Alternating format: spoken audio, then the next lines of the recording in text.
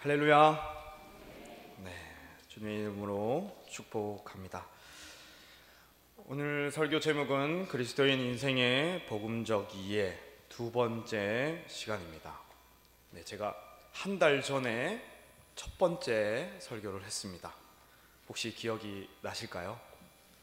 네, 기억이 나지 않는 게 정상입니다. 너무 걱정 안 하셔도 됩니다. 사람의 기억은 보통 한 달 정도 지나면 거의 다 망각됩니다. 그래서 기억나지 않는 것이 당연하지만 우리는 진리로 살아가는 자이기 때문에 진리를 반드시 기억을 할 필요가 있습니다. 그래서 설교도 복습해야 됩니다. 다시 들으시기 바랍니다. 제가 잠시 이전 설교에 대해서 이야기하면, 첫 번째로 그리스도의 인생의 복음적 이해에 대해서 이야기했을 때 좀 더 개인적 차원에 맞춰서 이야기를 했습니다. 각 사람의 인생을 어떻게 생각해야 되고 그 인생을 어떻게 그러면 살아야 되는 것인가 라는 인생의 의미에 대해서 이야기했었습니다. 하나님의 계획하심 아래, 성령의 도우심 아래 성도인 우리는 우리의 일상의 삶을 살아간다라고 이야기했습니다. 그렇게 일상을 살아가면서 우리는 하나님의 형상을 다시 회복해 가는 가정을 걸어간다라고 했습니다. 우리가 겪는 기쁨과 슬픔, 후회와 반성, 넘어짐과 일어섬, 이 모든 과정을 겪어가면서 마치 한 편의 영화처럼 학교에 입학한, 그리고 수업을 듣는 학생처럼, 그리고 마지막에 졸업을 하여 더 나은 사람이 되는 그런 사람처럼 우리의 인생도 결국에는 하나님 나라의 삶을 받을 그 상속자의 자격 갖춘 자로서 키워나간다, 자라게 하신다라는 것이 우리의 인생이다라고 이야기를 했습니다. 베드로후서 1장이 그 얘기를 하고 있습니다. 오늘은 두 번째 시간입니다. 우리 성도의 인생에 대해서 더 살펴보고자 합니다. 복음적으로 생각해 보고자 합니다. 우리의 삶을 어떻게 생각해야 될지 좀 더 공동체적으로 복음을 통해서 생각을 해보도록 하겠습니다. 첫 번째로 오늘 본문 말씀 1절을 보면, 하나님은 우리에게 복음의 은혜와 복을 주셨기에 그러므로 하나님이 기뻐하시는 거룩한 산 제물로 살아가라고 말씀하십니다. 네, 모니터 스피커를 좀 줄여주시면 될 것 같습니다. 네, 소리 올려서요. 네, 다시 말합니다. 첫 번째로 1절에서 하나님은 우리에게 복음의 은혜와 복을 주셨기에 그러므로 하나님이 기뻐하시는 거룩한 산 제물로 살아가라고 말씀하셨습니다. 바로 로마교회 성도의 삶이 거룩한 산 제물로 하나님께 드려져야 된다라고 이야기한 것입니다. 산 제물이라는 말이 독특하죠. 산 제물은 있을까요? 네, 없죠. 제물은 원래 죽어서 바쳐지는 것입니다. 그러면 산 제물이라는 의미는 무엇인가 라고 한다면, 바로 성도가 살아가는 이 인생 자체를 말하는 것입니다. 삶을 말하는 것이죠. 우리의 삶을 하나님께 올려드려라 라고 이야기하는 것입니다. 하나님이 기뻐 받으시는 산 제물로, 거룩한 제물로 드리는 삶을 우리가 사는 것이 바로 합당한 우리의 인생의 삶의 모습이라고 이야기하는 것입니다. 바울은 거룩한 삶을 권면할 때, 그런 삶을 살아가려고 할 때 전제를 이야기합니다. 그는 하나님의 모든 자비하심으로 말미암아 그 자비하심에 의탁하여 이 삶을 살아라 라고 말씀하셨습니다. 이 자비하심이 무엇인가 라고 했을 때는 바로 복음의 은혜입니다. 로마서 1장부터 11장의 내용이 복음의 은혜를 이야기합니다. 하나님이 우리를 어떻게 구원하셨는지, 그분의 마음과 그분의 놀라우신 계획은 어떠한지를 이야기해주고 있습니다. 로마서 1장부터 한번 살펴본다면, 1장은 이야기합니다. 모든 사람은 죄인이다 라고 이야기합니다. 창조주 하나님을 경외하고 예배하지 아니하며 썩어져 가는 그 피조물, 자기 자신을 포함하여 우상을 만들어 섬기는 모든 죄악 가운데 사람들은 죄인이다 라고 이야기하고, 2장에서는 하나님은 사람의 은밀한 것까지 다 보시기에 양심이 있는 자라면 스스로도 알 수 있다 라고 이야기하고, 3절에는 이스라엘 백성조차도 하나님의 율법 앞에서 죄인이다 라고 얘기하며 모든 사람이 하나님 앞에 죄인이기에 공의의 진노의 심판을 받을 수밖에 없다라고 이야기합니다. 하지만 하나님께서 그것을 그냥 두시는 것이 아니라 오래 참으심으로 말미암아 예수 그리스도를 보내셔서 우리를 긍휼히 여기셔서 그분에게 모든 죄의 대가를 지불하게 하셔서 곧 속량하셔서 우리를 구원하여 주셨다라고 합니다. 믿음으로 의롭다 하셨다라고 표현합니다. 의롭게 하셨다라는 말 자체가 하나님의 백성이 되었다라는 뜻입니다. 하나님 앞에서 의인으로 섰기에 하나님 앞에 나아갈 수 있으며 하나님의 나라의 모든 것을 받을 수 있는 자가 되었다라고 하는 것입니다. 그리고 4장에 이야기합니다. 이것을 받을 통로를 이야기하죠. 바로 믿음이라고 이야기합니다. 우리가 아무것도 할 수 없기에 이 그리스도의 사역과 인격을 통하여 그 모든 은혜를 우리가 받을 수 있도록 믿음이라는 통로로 우리를 구원하셨다라고 하며, 그 예로 구원의 역사의 첫 시작이었던 아브람 이야기를 들며, 아브람도 믿음으로 말미암아 의롭다 하심을 얻어 하나님의 백성이 되었음을 이야기하며 우리에게 믿음의 통로로 구원의 은혜를 주셨다라고 이야기합니다. 그리고 5장에 이야기하죠. 이제 믿음으로 의롭다 하심을 받은 자가 어떤 은혜와 복을 누리는지 이야기합니다. 다시 하나님과 화평 화목하게 되었습니다.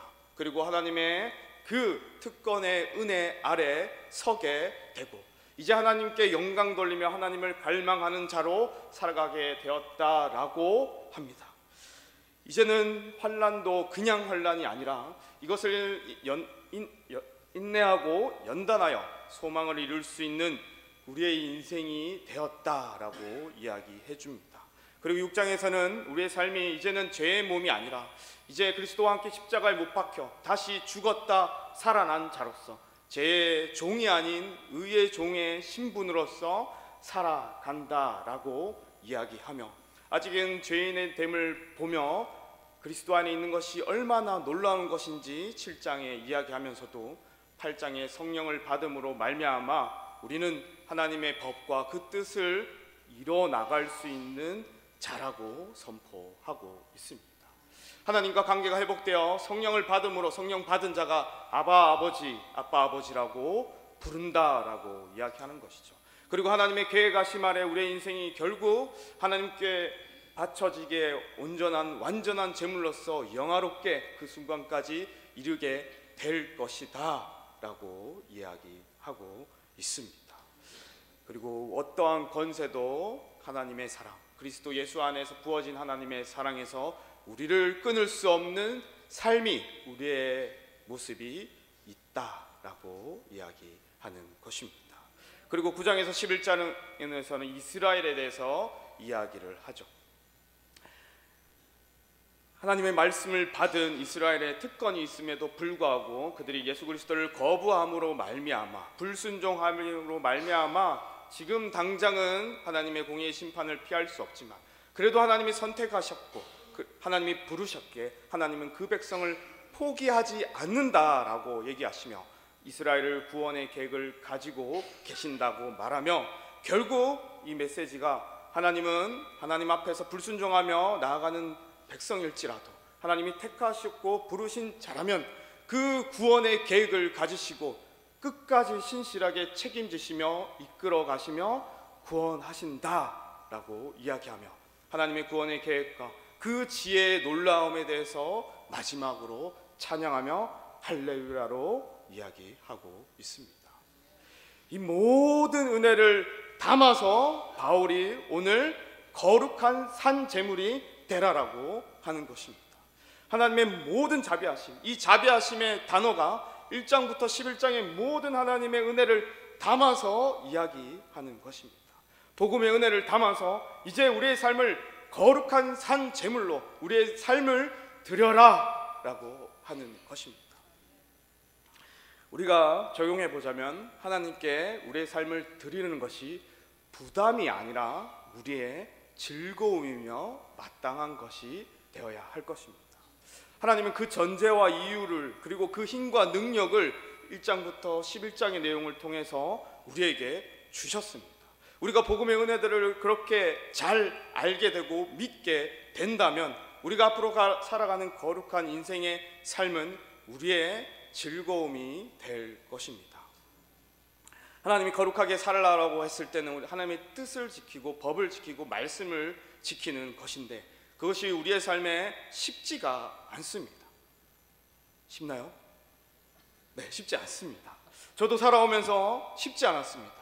말씀을 지키지 못할 때마다 두려움 속에 휩싸일 때도 많았습니다. 이렇게 해서 구원받을 수 있을까라는 생각에 구원의 염려 가운데서 살아가고 어려운 가운데 살아가고 불신 가운데서 살아가며 그렇게 했었습니다. 말씀이 부담이 되었습니다. 말씀이 압박이 되었습니다. 하나님의 말씀을 따라 살아가는 것이 부딪힐 때마다 이렇게까지 해야 되나? 라는 생각을 했습니다. 왜 이렇게 되었냐 하면 복음을 제대로 알지 못했고 복음을 제대로 믿지 못했고 그 복음의 은혜가 내 것이라는 사실을 알지 못했기 때문에 이 과정을 겪을 수밖에 없었습니다. 복음에 대해서 우리가 풍성히 알고 그것을 믿는다면 우리가 앞으로 살아가야 될 인생의 거룩한 삶은 우리의 즐거움이자 복이자 마땅히 우리가 해야 될 삶이다 라고 생각되어질 것입니다. 하지만 이 복음의 은혜를 우리가 잘 모르고 그것에 대해서 우리가 풍성히 알지 못하고 믿지 못하고 내 것이 되지 아니하였을 때는 하나님이 말씀을 이렇게 살아라 이렇게 명령하실 때마다 우리는 그것이 부담감으로 와닿는 것입니다. 말씀이 부담감으로 혹시 와닿지 않습니까? 복음의 은혜를 더 깊게 알아가야 합니다. 하나님의 백성으로서 그 자녀로서 내가 명예를 가지고 하나님이 명령하신 그 삶이 나의 참된 삶임을 알기에 기쁨으로 때로는 어렵고 힘들어도 눈물 흘리며 고통스러울지라도 살아가게 되는 것이 다 복음의 은혜를 알 때 하나님의 모든 자비하심을 알 때 가능한 것입니다. 우리는 그래서 하나님의 말씀을 지켜나가는 그 목적을 우리의 정체성과 명예와 우리의 모든 것이라는 것을 생각해야 됩니다. 우리가 조금 부족하게 생각한 부분이 있죠. 물론 하나님께서 말씀을 지킬 때 우리에게 이 땅에서의 복도 허락하시는 부분이 있습니다. 하지만 말씀을 지키는 이유가 더 근본적으로는 내가 복음의 은혜 안에서 하나님의 백성이 되었기 때문에 지키는 것입니다. 그렇게 내 인생을 꾸려가는 것입니다. 우리가 그것을 잘 알아야 될 것입니다. 복음의 은혜를 통과해야 이 삶을 살아갈 수가 있는 것입니다. 우리의 인생을 잘 살아가려면 그 전제를 잘 다져가야 합니다.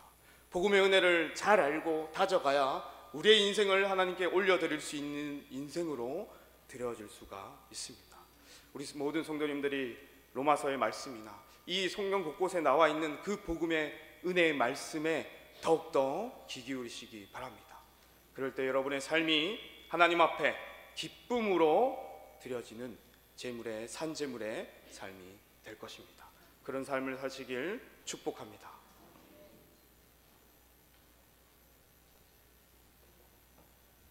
두 번째로는 이제 하나님 우리에게 거룩한 삶을 살기 위해서 먼저 이 세대 가운데 오직 마음을 새롭게 하여 하나님의 백성다운 삶을 살 것을 말씀하셨습니다. 이 땅에서 살아가는 삶의 포인트는 우리의 삶의 포인트, 인생의 포인트는 구별된 삶, 다른 삶입니다. 세상과 다른 삶, 세상의 방식대로 살아가는 사람들과 구별된 삶을 사는 것이 바로 우리의 인생의 모습이 되어야 합니다. 2절에서 이 세대라는 말을 쓰죠. 이 시간적 개념이 더 강한데요. 이 시간 가운데 살아가는 세상, 이 시간 가운데 우리를 지배하고 있는 그 지배력, 바로 죄와 사망과 사단의 영향력이 다스려지는 이 세대 가운데 우리는 이 세대를 따르지 아니하고 오직 하나님의 백성다운 삶을 살아가는 것이 우리의 인생의 모습이 될 것입니다. 이 세대는 악한 세대입니다. 하지만 우리가 이 땅을 실제로 살아가는 또한 삶이 있는 것이죠. 제된 원리 가운데 틀 가운데 있습니다. 양육 강식이 기본이죠. 치열한 자리 다툼의 싸움을 우리는 해내야 됩니다. 그래서 끝끝내 살아남아야 됩니다. 강해져서 살아남는 게 최고의 선이 되었죠. 적자생존, 주어진 문화에, 주어진 세상의 진리에 잘 순응하고 살아가는 자들만이 이 땅에서 높게 올라가고 복을 누릴 수가 있습니다. 자기 자신만을 위해서, 그래서 자기의 유익을 위해서 자신을 위한 최우선의 선택을 하며 살아가는 세상입니다. 그것을 종용하고 있는 것입니다. 더 많이 가져야 되고 더 많이 누리는 것이 참된 행복인 것처럼, 행복을 감정 자체에만 두고 그 감정이 좋아지는 것에만 두고 마치 그 행복을 위해 추구하며 살아야 되는 것처럼 모든 진리들을 말하고 있는 것이 이 세대의 특징인 것입니다.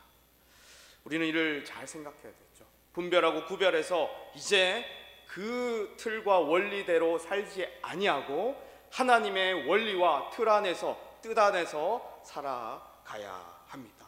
그렇게 살기 위해서는 말씀이 얘기하죠. 오직 마음을 새롭게 하여 변화를 받아 하나님의 선하시고 기뻐하시고 온전하신 뜻을 분별하라 라고 이야기하는 것입니다. 이 분별을 하기 위해서는 바로 오직 마음을 새롭게 하는 것이 중요합니다. 이 마음은 성령이 주시는 마음입니다. 구약에 약속된 성령이 오셔서 우리 마음 가운데 새 마음을 주시죠. 부드러운 마음을 주십니다. 에레미야와 이사야서에서 약속하셨던 굳은 마음을 제거하고 부드러운 마음을 우리에게 주셔서 새 영과 그 마음을 주셔서 살아가는 그 마음이 우리에게 그리스도 예수를 믿을 때 주어집니다. 그래서 그 마음에 이제 우리 안에 변화들을 더 만들어 가라고 하는 것입니다. 특별히 이 마음은 원어로 누스라는 뜻을 가지고 있는데 지각, 이성이라는 뜻을 함께 포함한 마음의 뜻을 가지고 있습니다.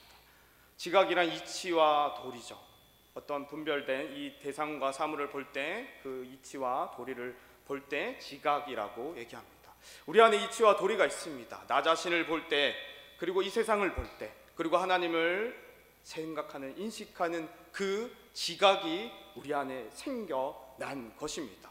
성령이 오실 때 그 복이 뭐냐면 바로 이 것입니다. 하지만 이것이 그냥 받았다고 해서 끝나는 것이 아니라 계속해서 쌓여가고 변화되어 가야 되는 마음입니다. 이성과 지각을 변화시키는 궁극적인 힘은 말씀에서 나옵니다. 성령과 말씀의 그 연합의 사역을 통해서 우리 가운데 그 놀라운 일들이 일어나는 것입니다. 말씀을 그래서 가까이 해야 됩니다. 말씀을 보는 것을 소홀히 할 때 우리는 세상을 분별할 수가 없습니다. 우리 TV만 봐도 그렇죠. TV에서 말하는 모든 메시지들, 유튜브에서 말하는 그 메시지들과 삶의 방식들을 우리가 하나님의 뜻에 따라서 분별할 수가 있을까요? 우리는 우리의 이성 가지고는 그렇게 할 수가 없습니다. 하나님이 그래서 말씀을 주신 이유가 있는 것이죠.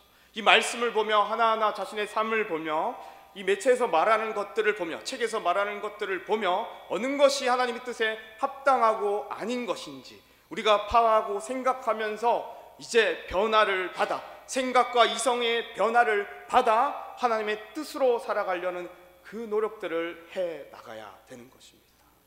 그래서 말씀을 가까이 하셔야 합니다. 마음을 새롭게 하는 방법은 먼저 믿는 것이죠. 성령을 받아야 되기 때문입니다. 하지만 믿고 성령을 받은 자라면 말씀을 가까이 해야 합니다. 매일 말씀을 읽는 것을 소홀히 한다면, 더 매체들을 더 많이 보고 있다면, 주일 설교 한 번으로 이 가르침을 끝내려고 하고 있다면 여러분 분별할 수 없습니다. 새벽교회에 나오셔서 말씀을 듣기도 하고요, 아니면 개인적으로 말씀을 보며 묵상하기도 하고요, 자신의 삶을 비춰봐야 합니다. 말씀 하나하나 읽어가며 내 삶을 비춰봐야지만 이 삶을 분별할 수가 있죠. 우리가 살아가는 삶이 헛되지 않고 귀한 것입니다. 하나님을 사랑하고 이웃을 사랑하는 방식, 정말 참된 인간이 해야 될 모습을 우리가 살아가는 것입니다. 이 좋은 것들을 하기 위해서 우리는 말씀을 봐야 되는 것이죠. 복음의 은혜로 말미암아 거룩한 산제물로 살아가기 위해서는 오직 마음을 새롭게 하기 위하여 말씀을 봐야 되는 것입니다. 말씀을 가까이 두시기 바랍니다. 말씀을 읽으시기 바랍니다. 예전에는 1독, 2독, 지금도 하시는 분도 계시지만 말씀을 많이 통으로 읽으신 분들이 많았습니다. 하지만 그 문화도 지금 줄어들었죠. 새벽 기도도 더 많이 나오지 않습니다. 개인적으로 말씀을 곁에 두지도 않습니다. 우리 젊은 사람들은, 저도 젊은 사람들이죠. 그래서 알고 있습니다. 눈만 뜨면 폰부터 잡습니다. 네, 그렇죠. 새벽에 눈 떠지면, 잠이 안 오면 폰부터 봅니다. 매체들부터 보는 것이죠. 저 또한 반성해야 될 지점인 것이죠. 말씀을 더 가까이 둬야지만 우리가 분별할 수가 있습니다.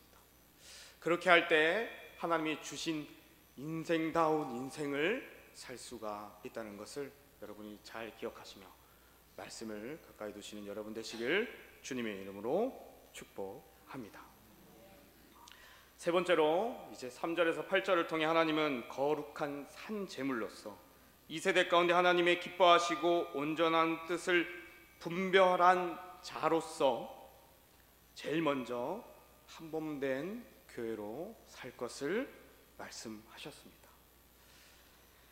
우리는 그리스도 안에서 한몸된 교회로 탄생합니다. 하나님의 모든 자비하심으로 말미암아 복음으로 말미암아 복음을 믿는 자들은 교회로 탄생됩니다. 여기서 제외된 사람은 아무도 없습니다. 믿는다라고 말했다면 교회로 탄생됩니다. 한몸된 교회, 하나된 교회, 가족된 교회로 탄생하는 것입니다. 이것이 우리의 정체성이자 우리의 인생의 모습인 것이죠. 4절 5절 함께 읽어보도록 하겠습니다. 시작.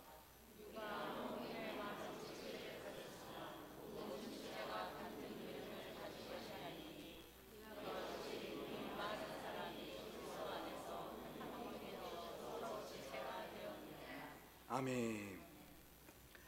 말씀하시죠. 되었느니라. 되었느니라. 우리에게 선택권이 없습니다. 교회로 탄생되는 것이 우리의 선택이 아니라 필수이자 당연한 결과입니다. 하나님이 그렇게 만드셨습니다. 한 몸으로 유기적으로 만드셨죠. 서로가 연결되어서 서로를 위해서 도와가며 살아가며 영양분을 공급하기도 하고, 때로는 자기의 하지 못하는 역할들을 대신 감당하며 한 몸으로서 살아가는 것입니다. 왼팔이 못 쓰면 오른팔이 일들을 해내야 되는 것이죠. 왼팔이 해야 될 일들을 함께 감당하며 살아가는 것입니다. 그리고 왼팔이 아프면 왼팔만 아픕니까? 아니죠. 다 아픕니다. 함께 아파하고 함께 힘들어 합니다. 그런 한몸된 원리로서 각각의 연결된 지체로서 이제 함께 살아가라고 하나님이 복음을 준 자들에게, 교회에게 말씀하신 것입니다. 6절에서 8절에 이야기합니다. 은사들을 얘기하죠. 예언하는 일이면 믿음의 분수대로, 섬기는 일이면 섬기는 일로, 가르치는 자면 가르치는 일로, 위로하는 자면 위로하는 일로, 다스리는 자는 부지런함으로, 긍휼을 베푸는 자는 즐거움으로 하라라고 말씀하셨습니다. 여기서 등장한 6가지의 은사는 교회의 많은 은사 중에 일부입니다. 우리가 가지고 있는 은사는 아주 다양합니다. 각 사람의 모습이 다른 것처럼 하나님이 각각의 교회 안에 한 몸된 지체로 주셨는 그 각각의 사람들이 가지고 있는 은사들은 다 다릅니다. 때로는 눈에 많이 보이는 것들도 있죠. 때로는 눈에 보이지 않는 은사들도 있습니다. 저처럼 이 앞에 서 있으면 눈에 보이죠. 눈에 보이는 은사도 있고요, 눈에 보이지 않게 뒤에서 수고하는 은사들도 있습니다. 그러나 눈에 보인다고 더 귀한 것이 아닙니다. 눈에 보이지 않는 것과 눈에 보이는 것은 동일합니다. 여러분이 각각의 지체로서 함께 연결되어서 자신이 지체를 위해서 섬기며 사랑하며 교회를 위해서, 교회가 온전하게 되기 위하여 섬기는 모든 모습은 다 동일하게 하나님이 각각 귀하게 여기십니다.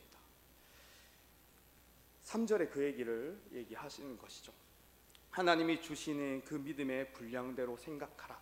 그 너머를 생각하지 말라는 말은 이것이 각각 다 차별을 두고 순위를 두는 것이 아니라 하나님이 각각 주셨으니 그것으로 더 귀하게 섬기라라고 하는 것입니다. 오히려 교만하지 말라, 눈에 보이는 자들은 교만하지 말라라고 얘기하는 것이죠.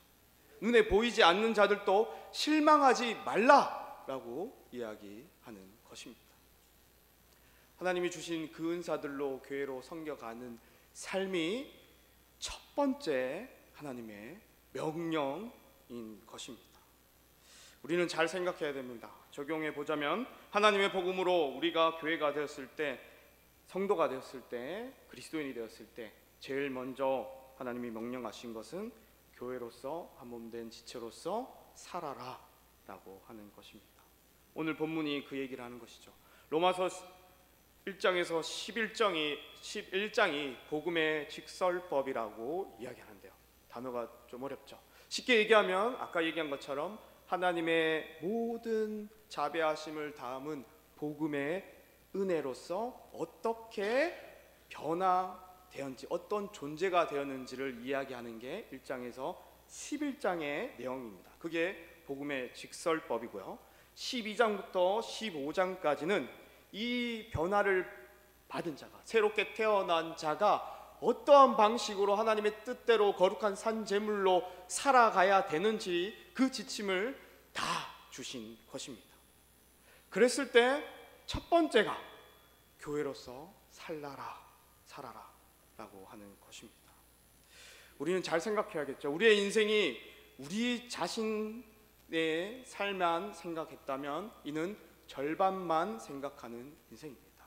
하나님이 믿는 자로서 변화시켜 주신 자라면 교회와 우리와 나 자신과 함께 생각하는 것이 온전한 인생의 모습인 것입니다.